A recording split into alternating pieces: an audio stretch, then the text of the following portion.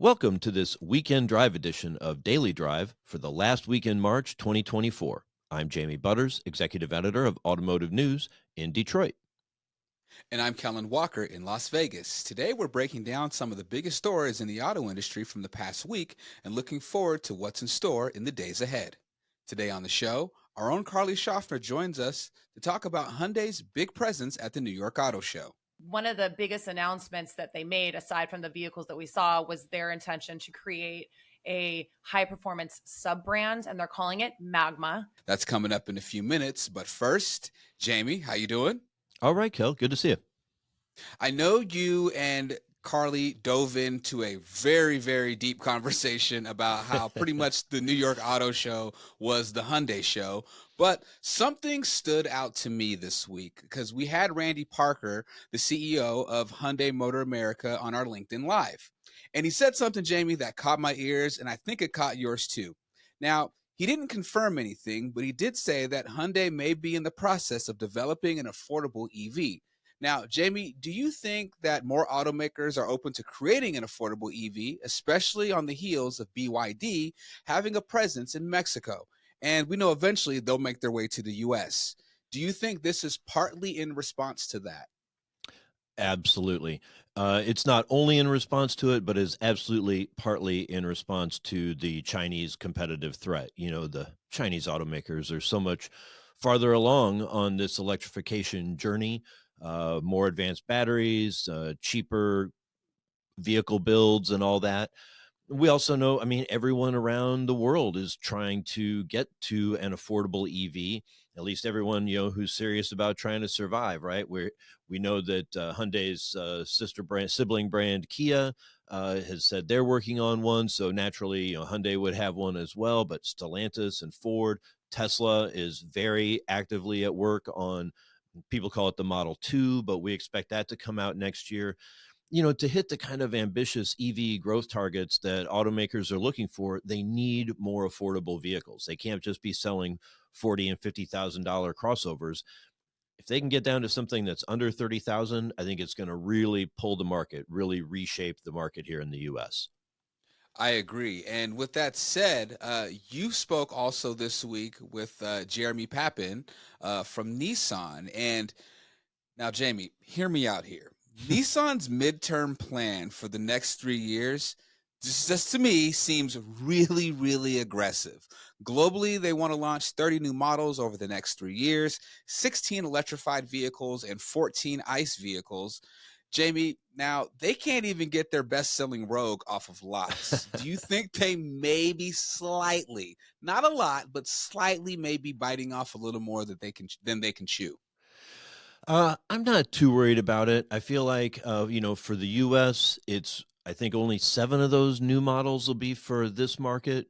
They have a pretty complete lineup as it is. They need to build out the EV offerings instead of just the Leaf and the Aria. They want to add a lot more there, of course. What's interesting to me, looking to grow sales by 1 million vehicles, but only was 165,000.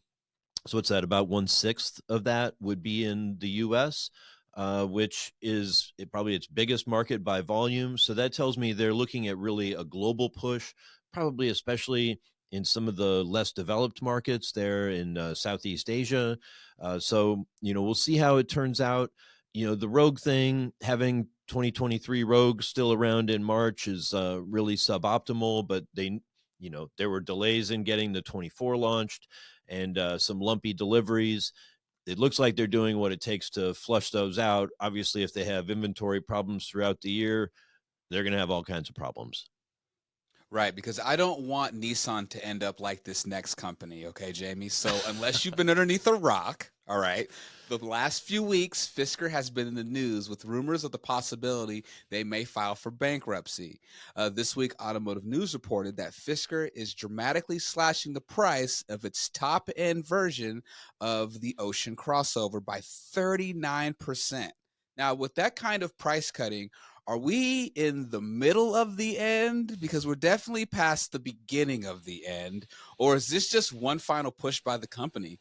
I don't think there's really any coming back from this. Do you agree? Was it? There could be a chance. You may well be right about the middle of the end. I mean, look, here it's early Friday afternoon as we're recording this. By the time people hear it on Saturday, the news could have changed. There could be a filing, late this afternoon or early this evening. Could come early next week. My sense, and as soon as I say this out loud, it's going to go the opposite way. So I cast the fates to the wind. But they announced that they got $150 million investment from an existing investor. I think this move to sell as many of the vehicles as they can at fire sale prices is a way to try to get some more cash on hand. They're not really building cars right now, so shouldn't be a whole lot of money going out the door. So it looks to me like what they're trying to do is get enough cash, pare back their operations, and try to keep along, and while they look for maybe another savior, whether it's private equity or a big automaker that maybe likes the Fisker design, likes its low carbon, approach to car making. But it's a tough market to try to do that in, and it's going to be really hard to recover. Well, and the other thing, Jamie, not to be negative or the bearer of bad news, but it doesn't help after that Consumer Reports report of the ocean. Yeah, Consumer Reports was a really devastating review, and it is so influential. Maybe not Right. exactly with the EV buyers, but I mean, as we know, I've been doing this a long time. I can remember earlier in this century being at an event in Detroit, and maybe it was for someone else's study, but one that gets a lot of headlines. And I mentioned to to a person who was there from one of the automakers. I said, "So this is a pretty important study, right?" He's like, "The only one we really care about is Consumer Reports because it moves the metal." So if Mm. Consumer Reports is the one that really speaks for what consumers think or helps consumers know what to think, this is it's a bad review for them. Fisker's on sale for everybody. Jamie, we have another email from a listener yet again on Automotive News' decision to no longer classify Tesla as a luxury brand. Now, Eric says, I'm happy that you're making this move considering the volume of their non-Lux sales has been skewing Lux stats. Lux meaning luxury for you folks that don't know. However, won't Model X and Model S now skew the non luxury stats? Is there a way to split models into respective categories? There could be. If someone really wanted to try to define the luxury market in a super fine way, I think you could decide certain pickups belong in there, certain other vehicles. Generally, that's just not how we do it. It's to us that's sort of a diminishing returns. The S and the X last year made up less than 4% of Tesla's deliveries. So if it skews the non-Lux stats by a little, it's not going to be by much. And really, you think what we really do, right? We list out the full industry sales. We list them out by brand and by company, and then we do a separate table for luxury. So if you were going to throw those handful of S and X's in there, it's not going to be a very meaningful part of the luxury market. It's not going to be a top 10 brand. Um, but it could be a cool exercise for some one of our analysts in the audience who wants to do that kind of work. There you go, Eric. You've got your answer. Coming up, we'll review some of the highlights of the 2024 New York Auto Show with our own Carly Schaffner. That's next on Weekend Drive. Welcome back to Weekend Drive. I'm Jamie Butters with Kellen Walker. If there was a theme to the 2024 Auto Show in New York, it may have been the collection of contrasts. Hyundai Motors Genesis brand, for instance, showed concepts for its volcano-inspired Magma high-performance sub-brand in a signature orange color. A farther-out luxury SUV concept called Neoloon evoked the moon and the cool night sky. Nissan showed off a reworked Kicks, its smallest crossover, while luxury brand Infiniti promoted a beefed-up QX80 designed to challenge the Cadillac Escalade and Lincoln Navigator with its massive grille and imposing presence. Automotive News staff reporter Carly Schaffner was with us this week in New York, and she joins me now to talk about all of that and more. Carly Schaffner, welcome to Weekend Drive. Hi, Jamie. It's good to be here. Good to have you here. We were just out in New York for the auto show. We're both back in our respective homes again, but some of the brands you covered, really dominated the scene. It's like it was all about the Hyundai Motor Group, wasn't it? Yeah, absolutely. I mean, I finally am adjusting to New York time as I, sit back in California. But yeah, it was definitely a whirlwind. Hyundai took center stage, and not just Hyundai, but Genesis. They had a lot to show us, and then of course Kia, which is a separate company from Hyundai, but operated by the Hyundai Motor Group, also showed us some good stuff too. So absolutely, Well, I mean, they're separate brands and they compete in a lot of ways, but they share the same engineering, yes, and supply base, and so a lot of things are really shared. Although not the management, but as a group, they're really on a roll. I mean, as they pointed out several times, they don't like to count Hyundai and Kia together, except sometimes. And as a yeah. group, right, they're now the third largest in the world. It's Toyota, Volkswagen, then Hyundai, and then Stellantis. I mean, think back to when we started out in this industry. It's changed so much. It's amazing to think where Hyundai is now as a group. Yeah, the group has completely surged ahead, and they're actually all three of them together are now the number two EV maker behind Tesla, according to registrations in January. But I predict that that might stay for a No, while. number two in the U.S. Correct. Yeah, in the U.S. Globally, probably BYD will be number one this year, and Tesla will be number two. But yeah, in this market, combined all together, they're bigger now than Ford or GM, with including Chevrolet, Cadillac, GMC, and soon to be Buick. Yes, All right, that's so let's turn to the show and dig in a little on the Hyundai brand. They had a couple of refreshes, but maybe hints at a little more than that. Yeah, we saw a refreshed Tucson compact crossover, which is their number one seller. Last year, it surpassed sales of 200,000 for the first time, and they expect more growth this year. It's the only vehicle with three powertrains, which is part of their strategy to meet customers where they are right now in the market, which they admit that some are still at ICE. They still want gas powered vehicles, including more rugged off road type variants. So, one thing we did see was a refreshed XRT trim. And then they also showed us the Santa Cruz pickup, which is the lone compact pickup in the industry segment next to the Ford Maverick. So they really have a good foothold there in terms of consumers that want small vehicles. And the refresh on that XRT trim was actually way bigger. They gave it more off-roading capability, including improved approach and departure angle, a new, fiercer grille, bigger wheels, off-road or all-terrain tires. So they're really bringing, and that both vehicles are important. So they're really focusing on the market now. And then with the Santa Cruz, when we had Randy Parker on our live chat, he said that he was asked by, I think it was by a dealer, would they consider a hybrid Santa Cruz? I think kind of thinking maybe to go really toe to toe with Ford and the Maverick, which is based on the Escape, much like the Santa Cruz based on the Tucson. Right. And Randy Parker said he'd rather have an electric Santa Cruz, so that could be an interesting development. Yeah, that was a nice little nugget for us. And I predict in the future that both Kia and Hyundai will enter the pickup segment with electric powertrains. So it's along the lines of what we're thinking.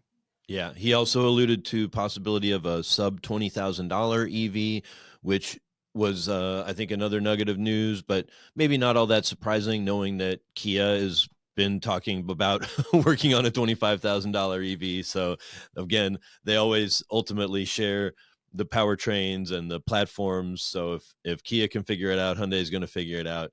But that's the kind of vehicle that's really going to reshape the market and make EVs really available to a lot more people, even more people than most combustion cars are available to now. Yeah, that's right. And interestingly enough, talking about shared architecture, we're still waiting to see Hyundai's 3-row, which of course Kia has launched the EV9 already. It went on sale last December, and so far sales, they've had good demand. So we're still waiting for that Ionic 7, which is now being the rumor has it that it's being renamed Ionic 9. So hearing that they're working on affordable EVs, again, not surprising that we've heard it from Kia, but an interesting kind of timing to let that out of the bag, let the cat out of the bag there.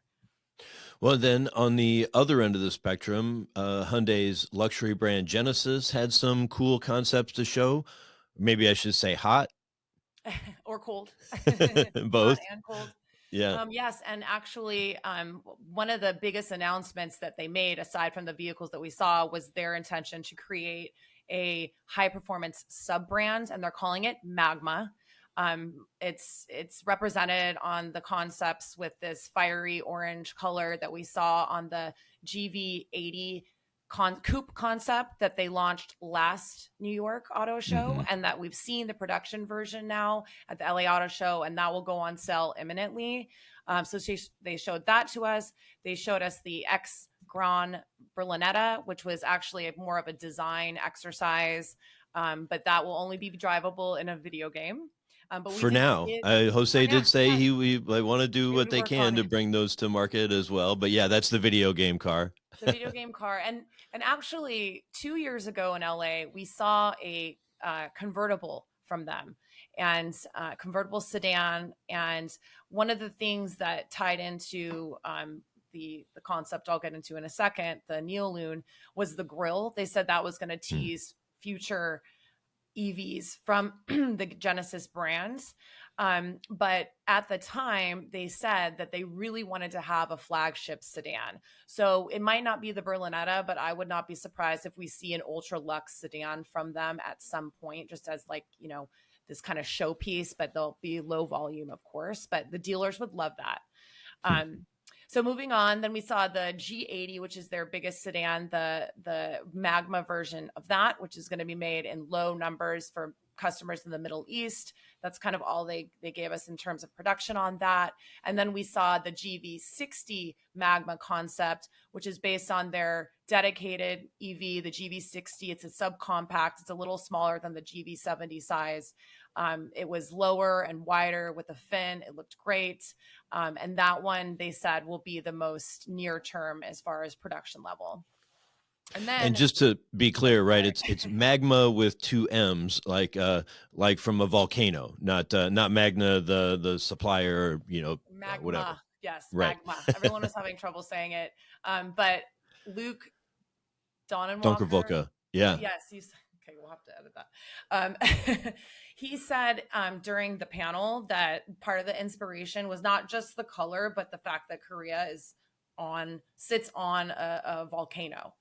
So it's part of the Right. culture. I know they were really just trying to tie in the Korean culture, because a lot of what they were saying was that the brand, or this performance brand, will represent like control on the outside, but then like emotional and enthusiasm on the inside.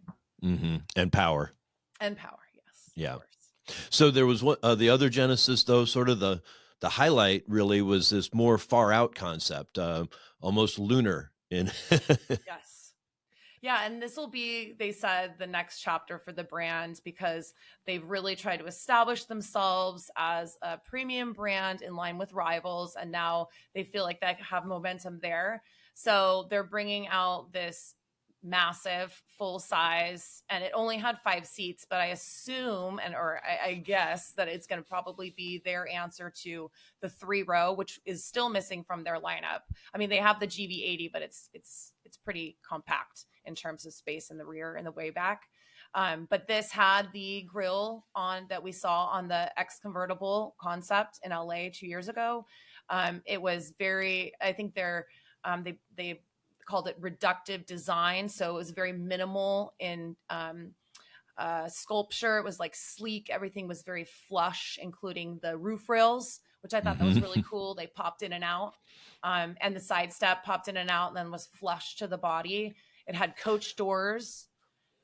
So And it was, the tail lights and the headlights were also flush. they were I all mean, it flush. was really, I don't know if they can do that in a production vehicle, but as a show car, it was pretty impressive. It definitely wowed. I was very happy and surprised when I turned around and there it was.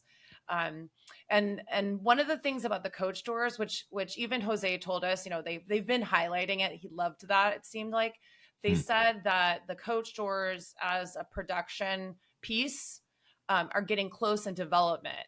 So saying that that might be a possibility because they're really trying to create space on the inside, which is one of the things you can do with EV packaging.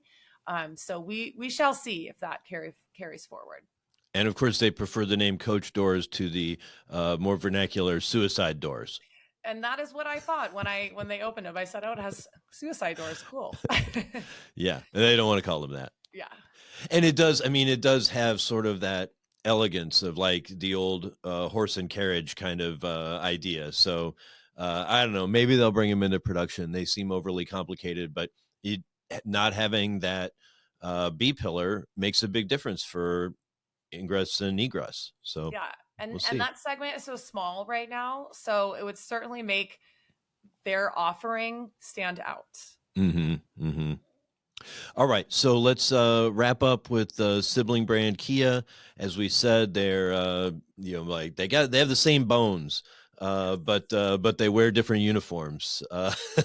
So Kia had a new model or a new name for a redesigned model. Yes, and it's actually a new car. I spoke with Steve Center, the COO of Kia America, and he said this is a new car, but it does fill the Forte's slot in the lineup for the fourth generation of that compact offering, which is actually their number 2 seller.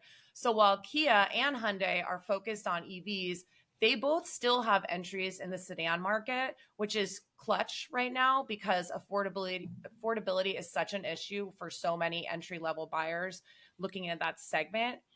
So I think the sedan comes at a great time. One of the little nuggets of news they gave us at the press conference was that it'll come in 2 body styles. So we have the conventional Hmm. sedan and then a sport wagon. And that is targeted at, Steve Center said, the younger buyer that wants room for their friends and their things. So it's not quite a crossover, but it's acknowledging that this younger buyer will be looking in this segment and they'll want more space. In cars that are that small, I mean, really, so if you can try to call them a crossover, they're really like station wagons, I think, for Yeah. the most part, or Sportwagen, if you want to be all German about it. Yeah. I Now, definitely just think to be clear, Volkswagen. I don't think you said the name. This is the Oh, this is the K4. K4. Yeah. So it follows in the footsteps of the Optima midsize, which in 2021 turned into the K5. I actually predicted this would be the K3. So, but K4 for Forte, fourth Mm-hmm. generation. Yep. I think that really works for them. And on the note of the sport wagon, some of the sites were also calling it a hatchback as well. But I think wagon is the one that they're really going for. Any last thoughts on Kia before we wrap up? I think Kia, again, like I said, with sedans, I think it's a really good, it's well timed for them to come out with it and actually rounds out what we saw in New York from the group. We saw EVs, and then from Genesis, we saw crossovers from Hyundai, and then we've seen a sedan from Kia. So it really paints a complete picture of where they're going. And I did want to mention too, as a group, they're building the Meta plant outside Savannah, Georgia, and that has been expedited to open in October, though the battery assembly will lag. And we still don't know what will come first from that. They're kind of holding out in terms of communicating that. But Jose did say they knew, they had decided, Mm-hmm. but that'll make 6 nameplates or 6 EVs from all 3 nameplates. So that'll help localize EV production for them in the US. Yeah, I still find it strange that they put a proper noun on their vehicle assembly plant, but that's what they did. They call it the Meta plant. I guess they thought Tesla was having so much fun with its gigafactory Yeah, word, yeah, which no longer means anything. It right. just means a factory owned by Tesla, right? It used to be the battery plant. Now they call everything gigafactories. Yeah, These are just it's the Q-tip. marketing words. Yeah, exactly. It's the Kleenex or the Q-tip. And yeah, I mean, sometimes I always used to be explaining, what Metaplant is. And so I'm hoping to get to a point where we can just call it Meta Plant, and everybody knows it's a massive EV and battery assembly complex outside of Savannah, Georgia. As an editor, I hope that the word meta plant disappears and we can just call it Hyundai's Georgia plant. Except for they have, well, I guess we have the Kia plant, but then we have to distinguish between the SK On battery plant, the joint venture plant that they're making as well, or building right now. And then, of course, Yeah. we have the Montgomery, Alabama plant. So they're really kind of like, laying tracks down south. Yes, they are. All right, Carly Schaffner, thank you so much for joining me today. Okay. Thanks, Jamie. That's all for this weekend drive edition of Daily Drive. I'm Jamie Butters. And I'm Kellen Walker. Thanks to Automotive News coordinating producer Jake Neer for his help on today's podcast. You can get the latest news on new products, electrification, and everything happening in the auto industry at autonews.com. Come back on Monday for a conversation with Honda's Jay Joseph about the automaker's hydrogen strategy. We'd love to hear from you. Let us know what you think of the show and the topics we covered today. Send us an email at dailydrive@autonews.com or leave us a voicemail at 313-444-2774. If you enjoy the podcast, remember to like, leave a review, and subscribe so you never miss an episode.